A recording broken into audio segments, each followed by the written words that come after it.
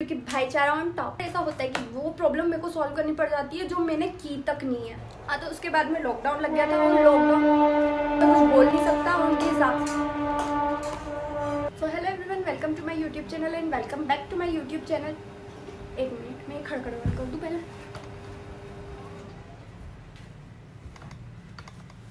भैया जी, हम एक देसी फैमिली से बिलोंग करते हैं जहाँ पे पंखे से ऐसी ही हवा आती है।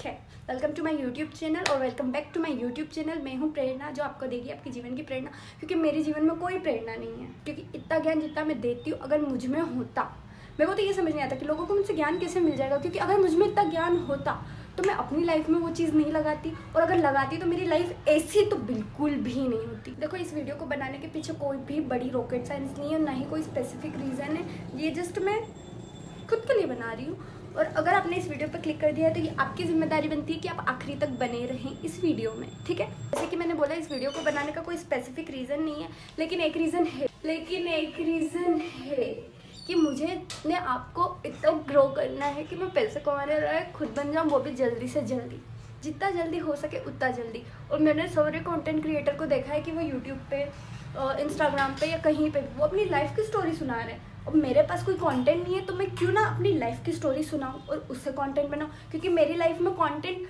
मुझे लाना नहीं पड़ता है, वो अपने आप प्रकट हो जाता है, पता नहीं कहाँ से। क्योंकि जितना मैं अब बोलती हूँ, मैं वैसे पहले बिल्कुल भी नहीं थी, बिल्कुल भी नहीं। क्योंकि उस टाइम मैं इंट्रोवर्ट थी, और मैं इतनी इंट्रोवर्ट थी कि मुझे मेरे घर के एक भी रिलेटिव नहीं पसंद थे। वो तो खैर अभी भी नहीं है, पर उस टाइम पे ऐसा था कि मैं अभी तो मैं और खैर उनसे मिल लेती हूँ, बात कर लेती हूँ, या उनको चाय पानी देना जो भी होता है मैं वो कर लेती हूँ। पहले ऐसा था कि मेरे घर में कोई भी रिलेटिव आता था ना, और अगर मैं आगे के रूम में हूँ तो मैं पीछे भाग जाऊँगी, और अगर वो पीछे के रूम में आते तो मैं आगे के रूम में भाग जाऊँगी, और मुझसे बात करने आएंगे तो मैं वॉशरूम में छुप जाऊँगी। इतनी इंट्रोवर्ट थी। और खैर उसके बाद में लॉकडाउन लग गया था, तो उस टाइम पे तो इतना कोई सीन नहीं था, क्योंकि घर से इधर उधर जाना आना किसी का था नहीं, कोई भी आ नहीं सकता था हमारे घर में। तो वो मेरा प्लस पॉइंट था कि भैया मैं अकेले ही रह सकती हूँ। तो उसके बाद में लॉकडाउन लग गया था, और लॉकडाउन तो हमारे घर के जस्ट पीछे रेलवे क्रॉसिंग है, तो ये दिक्कत मुझे हमेशा फेस करनी पड़ती है। खैर, वो टाइम था लॉकडाउन का, और लॉकडाउन में मतलब मुझे जो खुशी, मोदी जी को मेरे से ज़्यादा किसी ने इस चीज़ के लिए थैंक यू नहीं बोला होगा कि आपने लॉकडाउन लगा दिया। क्योंकि उस टाइम पे मुझे जो खुशी मिली ना, वो किसी को भी नहीं मिली होगी। क्योंकि मैं बहुत खुश थी कि मैं अपने घर में चैन से अकेले रह सकती हूँ, क्योंकि ना कोई रिलेटिव आएगा, ना पापा के फ्रेंड आएंगे, ना पापा के सर आएंगे, मैं अकेली, मेरे घर वाले और मैं। उस टाइम रात में, मैं रात से इसलिए स्टार्ट कर रही हूँ क्योंकि मेरा दिन कभी होता ही नहीं है। मैं 14 घंटे मतलब बिना उठे, बिना कुछ पिए खाए पड़ी रहती हूँ, सोई रहती हूँ। मुझे कोई फर्क नहीं पड़ रहा है मोह माया से, दुनियादारी से, किसी चीज़ से। मुझे अकेले रहने दो मेरे बिस्तर के साथ में, बस मैं खुश हूँ उसमें। मेरा जीवन वहीं कट रहा था। और ऐसा था कि लॉकडाउन टाइम पे सिर्फ हम लोग रहते थे, तो घर पे किसी का आना जाना भी नहीं था। तो वो टाइम मेरा सबसे सुखी जीवन था। तो होता ऐसा था कि लॉकडाउन के कुछ टाइम में, मतलब हर लॉकडाउन के बाद में ब्रेक में बीच में ऐसा हो रहा था कि लॉकडाउन नहीं रहता था, फिर लॉकडाउन लगता था, फिर लॉकडाउन हटता था, फिर लॉकडाउन लगता था, फिर लॉकडाउन हटता था। और ऐसे करते करते मेरी हमेशा जो मेरी जो विशेष थी ना, वो बढ़ती गई। मैं भगवान की जगह ना मोदी जी को पूजने लग गई थी, प्लीज़ एक और बार बस लॉकडाउन लगा दो, एक और बार लगा दो, बस आखिरी बार लगा दो, 2 दिन के लिए, 1 दिन के लिए लगा दो, बस लॉकडाउन लगा दो। क्योंकि उस टाइम में ना तो कोई घर में आता था, ना ही हम घर से कहीं जा पाते थे। तो ना तो मुझे किसी रिलेटिव्स के घर जाना पड़ता था फंक्शन में, ना ही कोई रिलेटिव्स हमारे घर में आते थे। तो वो टाइम तो बहुत खुशी में गुजरा था। तो ऑब्वियस सी बात है, अगर मैं इतनी इंट्रोवर्ट थी तो मैंने ताने भी बहुत सुने हैं कि तूने इस इंसान से बात नहीं करी, तूने उस रिलेटिव से बात नहीं करी, पापा के सर आए थे तो बात नहीं करी। तो लाइक मैं इतनी ज़्यादा सुनती थी कि भैया मैंने बात नहीं करी तो कौन सा बड़ा पहाड़ टूट गया है, वो कौन सी मैं प्राइम मिनिस्टर हूँ कि मेरे से बात करेंगे नहीं जब तक उनकी प्रॉब्लम ही सॉल्व नहीं होगी। वो मेरे घर में क्यों आए, मेरे पापा मम्मी से मिलने, तो मेरा उसमें क्या योगदान था।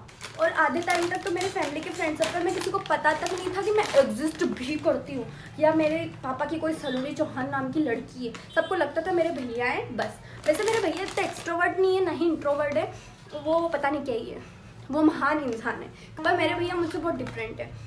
वो अगर उनको किसी से बात करनी है वो कर लेंगे, अगर नहीं करनी है तो वो आगे बढ़ लेंगे, वो बोल नहीं सकता उनके हिसाब से।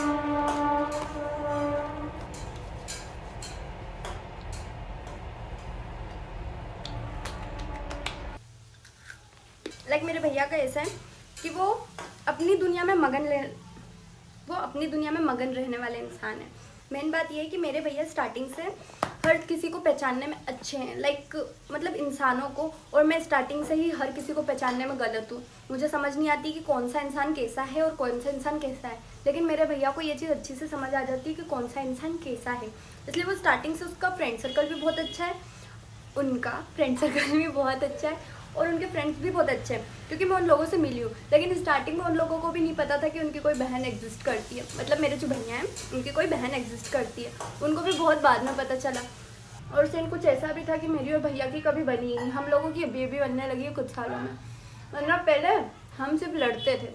अब हम खुद से प्रॉब्लम्स कुछ होती है तो शेयर भी करते, बात भी करते और उस चीज़ का सॉल्यूशन भी निकालते हैं, क्योंकि मुझे अगर सॉल्यूशन निकालने को बोलोगे तो मैं उस प्रॉब्लम के दूसरी प्रॉब्लम ज़रूर खड़ी कर दूँगी, लेकिन सॉल्यूशन नहीं मिलेगा मुझे।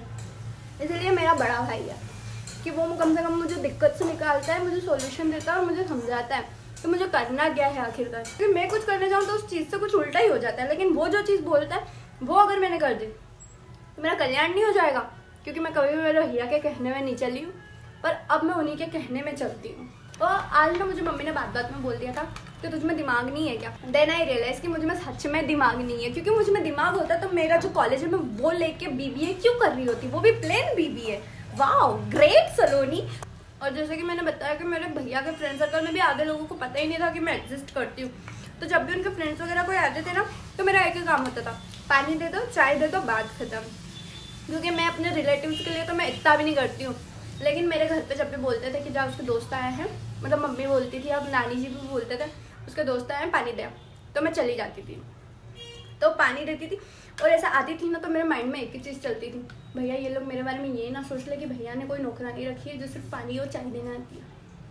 लाइक सीरियसली मेरे माइंड में ये चलता था। और मैं जब भी उनको पानी या कुछ देने जाती थी तो मैं ये क्वेश्चन लेके जाती थी साथ में कि पूछ लूँ क्या कि आप मेरे बारे में क्या सोचते हो, ये तो नहीं सोचते हो। और मैं ये सोचती थी कि भैया के दोस्त किसी दिन उनको ये ना बोल दे कि भैया बच्चों को काम पे रखना एक कानूनन जुर्म है। उसके बाद 10th की एग्ज़ाम देते ही मैंने डिसाइड कर लिया था कि भैया कुछ भी हो जाए मुझे 11th से स्कूल चेंज करना है, मतलब करना है, क्योंकि जिस स्कूल में मैं थी और वहाँ का जैसा फ्रेंड सर्कल था, कुछ नहीं बोलना चाहूँगी मैं, क्योंकि मैं ऑलरेडी ट्रॉमा में थी तो मुझे और ट्रॉमा में नहीं जाना था, बिल्कुल भी नहीं, 1% भी नहीं। और मुझे कोई इंटरेस्ट भी नहीं था कि भैया मैं और चीज़ें झेलूँ, तो मैंने स्कूल चेंज कर दिया।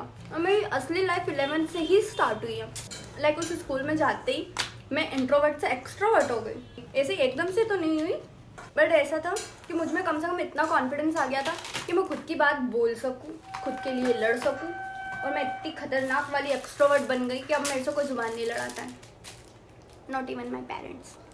वैसे ये बोलना नहीं चाहिए, पर अब क्या कर सकती, व्यूज़ के लिए।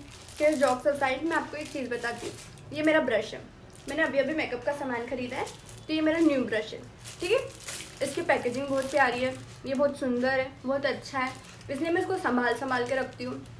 इसको ये जो इसके साथ में पैक करने को आया, मैं इसमें इसको रखती हूँ, उसको संभाल के मैं अपनी जो वैनिटी है उसमें रखती हूँ।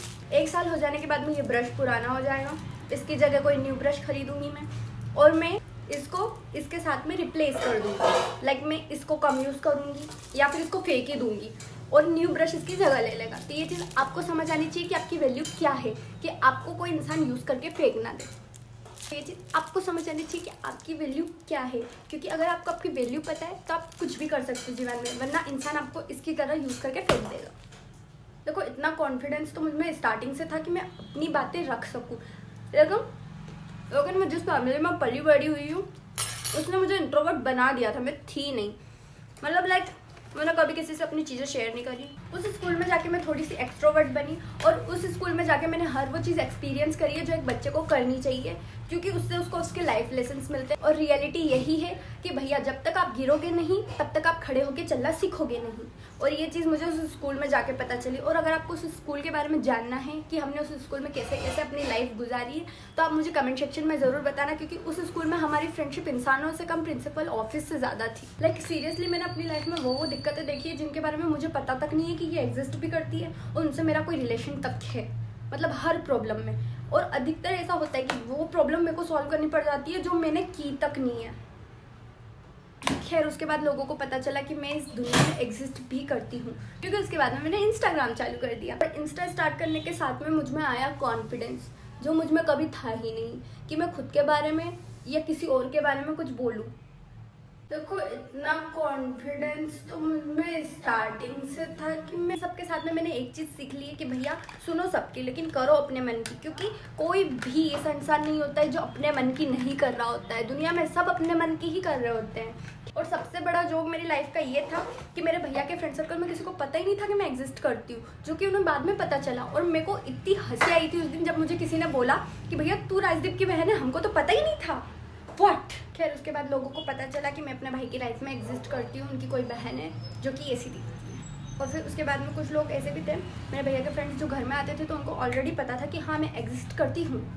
और कुछ लोगों को तो सच में पता नहीं था, तो लोग मुझसे मिलते थे, मुझसे पूछते थे तू सच में राजदीप की बहन है, क्योंकि मैं इतनी एक्स्ट्रावर्ट हो गई थी कि मुझे मस्ती के अलावा अब कुछ भी नहीं है। और फिर मेरी भी मेरे भैया के दोस्तों के साथ इतनी मनने लग गई कि ना लोगों को राखी तक आन दी है। और लोग इतने अच्छे हैं कि अगर आज है ना कोई बुरा टाइम चल रहा है ना, वो मेरे घर के सामने मेरी हेल्प करने के लिए खड़े मिलेंगे, क्योंकि भाईचारा ऑन टॉप। और जैसे कि मैंने इस वीडियो की स्टार्टिंग में ही बता दिया था कि इस वीडियो को बनाने का कोई स्पेसिफिक रीज़न नहीं है, लेकिन एक रीज़न है कि भैया अब से मैं अपनी डेली लाइफ में चेंजेस लाऊंगी और ये चीज़ मैं बोल के नहीं करके दिखाऊंगी, क्योंकि ऐसा तो मैंने पहले भी बोला है। ब्लॉग में जितना भी मैं दिखा पाई मैंने दिखा दिया, पर मैंने ठीक से ब्लॉग नहीं बनाया, आई नो। और मैं हमेशा ब्लॉगिंग में कुछ ना कुछ गड़बड़ कर देती हूँ और इतना फ़ोन मुझे नहीं हिलाना चाहिए। मतलब मैं ब्लॉगिंग में गड़बड़ ही नहीं कर देती हूँ, इंटरेस्ट ही नहीं दिखा रही हूँ उतना जितना मुझे दिखाना चाहिए। और वैसे में भी इतने सारे क्रिएटर हैं जो वीडियोस बना के कमा रहे हैं, तो हम क्यों पीछे रहें भैया। और मैं बिल्कुल भी ऐसी क्रिएटर नहीं बनना चाहती हूँ जो अपने iPhone 16 Pro Max से वीडियो बनाकर बोले आई एम गरीब। वैसे तो भगवान का दिया सब कुछ है मेरे पास, लेकिन फिर भी मैं गरीब हूँ, क्योंकि मेरा जो ट्राइपॉड है वो मेरे फ्रेंड का है, जो रिंग लाइट है वो दीदी की, और जो फ़ोन है वो भैया का दिया हुआ है। पता नहीं मेरे जीवन में कब मैं खुद की कामयाबी से खुद के पैसों से कुछ कर पाऊंगी। और मैं झूठ क्यों बोलूँ भैया, मैं भी 19 साल की हूँ, मेरे खर्चे मेरे पापा उठाते हैं। और पहले मैं ऐसा सोचती थी कि भैया मैं जेंजी नहीं हूँ, मैं ना जेंजी के ज़माने में ना अपना 90s वाला दिमाग लेके पैदा हुई हूँ, लेकिन आज मैं एक्सेप्ट करती हूँ कि भैया मैं हूँ, क्योंकि मेरी सारी हरकतें, मेरी बातें और मेरा दिमाग पूरा जेंजी वाला ही है।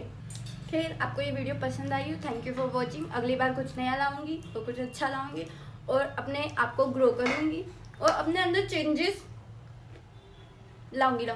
अभी के लिए टाटा बाय बाय। मेरे चैनल को सब्सक्राइब करना ना भूलें, घंटी दबा देना। बाय।